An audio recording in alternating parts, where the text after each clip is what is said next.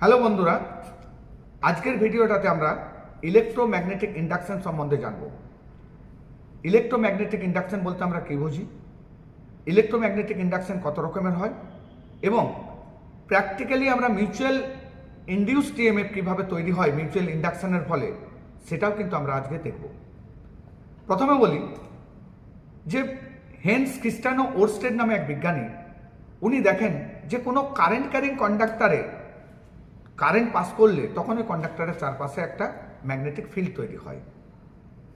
এই আবিষ্কারটা ওরস্টেডের করেন এবং এটা দেখার পর মাইকেল ফ্যারাডে নামে এক বিজ্ঞানী, উনি ভাবেন যে যদি কোনো কন্ডাক্টরে কারেন্ট পাস করলে ম্যাগনেটিক ফিল্ড তৈরি হয়, তাহলে কি আমরা ওই ম্যাগনেটিক ফিল্ড দিয়ে আমরা কারেন্ট তৈরি করতে পারবো? এটা ভাবার পর উনি এক্সপেরিমেন্ট করেন। এই এক্সপেরিমেন্ট করার জন্য উনি একটা তারের কুণ্ডলী নেন, তারের কয়েল নেন। সেই তারের কয়েলটা ম্যাগনেটিক ফিল্ডের কাছে রাখেন এবং দেখেন যে যদি তারের কয়েলটাতে চেঞ্জেবল ম্যাগনেটিক ফ্লাক্স যদি কাট করে, তাহলে সেখানে একটা ইএমএফ তৈরি হচ্ছে এবং ওখানে একটা কারেন্ট ফ্লো করায়, ক্লোজ সার্কিট হলে একটা কারেন্ট ফ্লো করে। তাহলে মাইকেল ফ্যারাডে দেখলেন যে কোনো কয়েলের মধ্যে যদি চেঞ্জেবল ফ্লাক্স কোনো কয়েলকে কাট করে, তাহলে ওই কয়েলের মধ্যে একটা ইএমএফ ইনডিউসড হয় এবং সেই ইনডিউসড ইএমএফটা যদি সেই কয়েলটাতে যদি ক্লোজ সার্কিট করানো হয়, তাহলে ওখানে একটা কারেন্ট ফ্লো হয়। অর্থাৎ ম্যাগনেটিক ফিল্ড দিয়ে আমরা ইএমএফ আমরা তৈরি করতে পারছি এবং কারেন্ট ফ্লো করাতে পারছি। এই ঘটনাটাকেই বলা হয় ইলেকট্রোম্যাগনেটিক ইন্ডাকশন। তোমরা নিশ্চয়ই জানো যে ইলেকট্রোম্যাগনেটিক ইন্ডাকশন দু রকমের হয়, একটা হচ্ছে সেলফ ইন্ডাকশন এবং আরেকটা হচ্ছে মিউচুয়াল ইন্ডাকশন। আমরা আজকে মিউচুয়াল ইন্ডাকশন সম্বন্ধে আমরা দেখব এবং প্র্যাকটিক্যালি আমরা দেখব। এই মিউচুয়াল ইন্ডাকশন দেখানোর জন্য আমি এখানে কয়েকটা ইকুইপমেন্ট আমরা নিয়েছি, সেই ইকুইপমেন্টগুলো সম্বন্ধে আমরা বলি। এই প্র্যাকটিক্যালটা করার জন্য আমাদের দরকার একটা তারের কয়েল। আমরা এখন একটা দেখো, এই একটা ইনসুলেটেড এনামেল ইনসুলেটেড একটা কপার ওয়্যার নিয়েছি এবং কপার ওয়্যারটা দিয়ে একটা ফর্মার উপরে একটা কয়েল তৈরি করলাম। এটা অনেকগুলো টার্ন দিয়ে আমরা একটা কয়েল তৈরি করছি।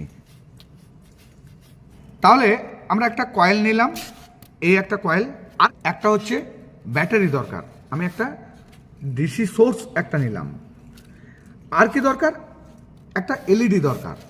আমি এই একটা এলইডি নিলাম এবং আরেকটা দরকার, সেটা হচ্ছে একটা ট্রানজিস্টার। এখানে একটা ট্রানজিস্টার দরকার, আমি একটা ট্রানজিস্টার নিয়েছি। আর আরেকটা আমাদের কয়েল দরকার, সেই কয়েলটা আমরা নিয়েছি। এটা হচ্ছে একটা কয়েল। এখানে আরেকটা ইনসুলেটেড ওয়্যারের একটা কয়েল আমরা নিয়েছি। তাহলে আমাদের কী কী ইকুইপমেন্টগুলো, না এই একটা কয়েল এবং একটা ডিসি সোর্স, একটা ব্যাটারি। আমি ডিসির পরিবর্তে আমি এসি সোর্সও নিতে পারতাম, কিন্তু এই এক্সপেরিমেন্টটা করার জন্য আমরা ডিসি সোর্স ইউজ করেছি। এবং একটা ট্রানজিস্টার নিয়েছি।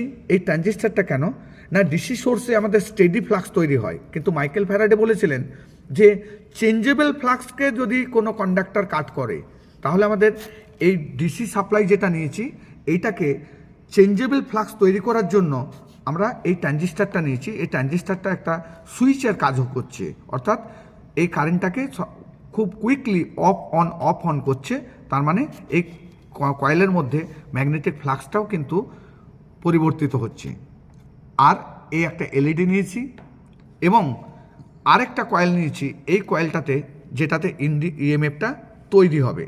আমরা এই ইকুইপমেন্টগুলো আমরা নিয়েছি। দেখো, আমি ওই কয়েলটাতে আমরা একটা ডিসি সাপ্লাই দিয়েছি। এই ব্যাটারি থেকে ডিসি সাপ্লাইটা দুটো কয়েলের প্রান্তে দিয়েছি, অর্থাৎ এই কয়েলের মধ্যে একটা কারেন্ট ফ্লো হচ্ছে, কি ডাইরেক্ট কারেন্ট ফ্লো হচ্ছে এবং এখানে একটা ম্যাগনেটিক ফিল্ড তৈরি হয়েছে।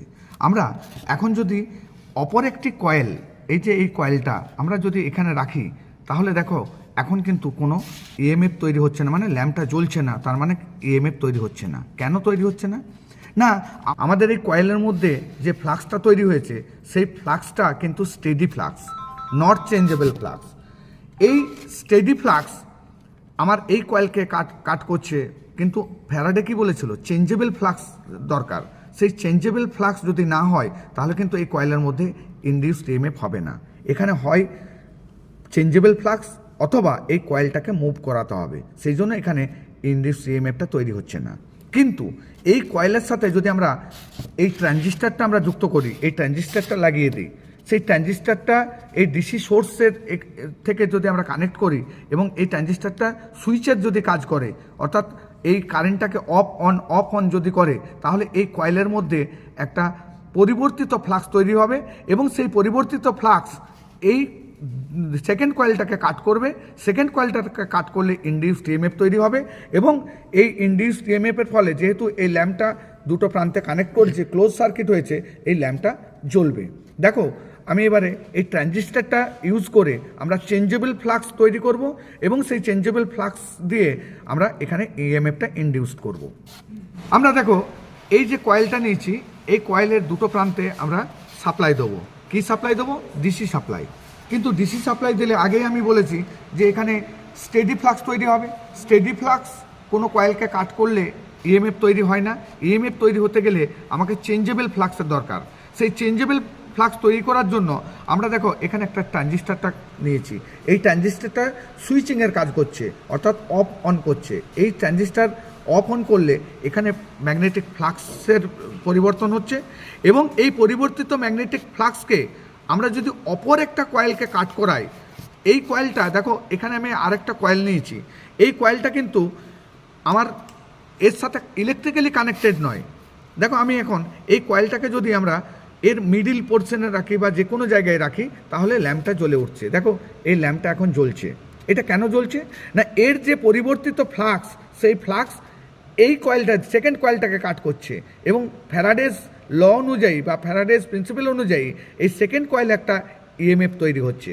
সেই ইএমএফের ফলে এই ল্যাম্পটা আমার জ্বলছে। তাহলে মিউচুয়াল ইন্ডাকশন কাকে বলে না, যদি একটা কয়েলে আমরা সাপ্লাই দিই এবং সেখানে যদি পরিবর্তিত ফ্লাক্স তৈরি হয়, সেই ফ্লাক্স আমার সেকেন্ড কয়েলকে যদি কাট করে, তাহলে এই সেকেন্ড কয়েল দ্বিতীয় কয়েলে একটা ইএমএফ ইনডিউসড হবে। সেইটাকেই বলছি আমরা মিউচুয়ালি ইনডিউসড ইএমএফ। আমরা যদি এখানে আরও কয়েকটা আমরা কয়েল রাখি, এই আরেকটা কয়েল রাখলাম, এখানে আরও একটা কয়েল রাখলাম, দেখো প্রত্যেকটা ল্যাম্পই কিন্তু জ্বলছে। আমি আরেকটা কয়েল রাখলাম, দেখো এখানে আরেকটা কয়েল রেখেছি, কোনোটাই কিন্তু ইলেকট্রিক্যালি কানেক্টেড নয়।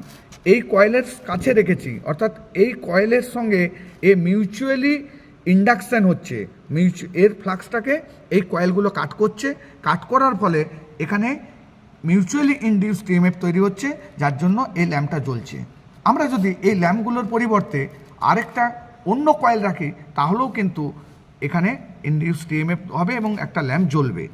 দেখো এই চেঞ্জেবল ফ্লাক্সের মধ্যে আমি আরেকটা কয়েল, অপর একটা কয়েল আমি কিন্তু ইলেকট্রিক্যালি কানেক্টেড করছি না, কিন্তু ম্যাগনেটিক ফ্লাক্স, চেঞ্জেবল ম্যাগনেটিক ফ্লাক্সের মধ্যে রাখছি। এখানে দেখো একটা ল্যাম্পটা জ্বলে উঠছে, আমি কিন্তু ইলেকট্রিক্যালি কানেক্টেড করিনি। তাহলে এর যে সেই প্রথম কয়েলটাতে যে ফ্লাক্স তৈরি করছিল, সেই ফ্লাক্সটা এই কয়েলটা সেকেন্ড কয়েলটা কাট করছে। সেকেন্ড কয়েলটা কাট করার ফলে সেকেন্ড কয়েলে একটা ইএমএফ তৈরি হচ্ছে, অর্থাৎ ইলেকট্রিক্যালি কানেক্টেড না হলেও ম্যাগনেটিক্যালি কিন্তু সেকেন্ড কয়েলের সঙ্গে প্রাইমারি কয়েল কানেক্টেড এবং এই যে কয়েলটাতে ইনডিউসড ইএমএফটা তৈরি হচ্ছে, এই ইনডিউসড ইএমএফটাকে আমরা মিউচুয়ালি ইনডিউসড ইএমএফ আমরা বলবো। তাহলে আজকে আমরা জানলাম যে মিউচুয়াল ইন্ডাকশন বলতে আমরা কী বুঝি এবং মিউচুয়াল ইন্ডাকশনের ফলে যে মিউচুয়ালি ইনডিউসড ইএমএফ তৈরি হয়, সেই ইনডিউসড ইএমএফটার ফলে একটা ল্যাম্পকে আমরা জ্বালালাম এবং মিউচুয়ালি ইনডিউসড ইএমএফ কীভাবে তৈরি হয় সেটা আমরা দেখলাম।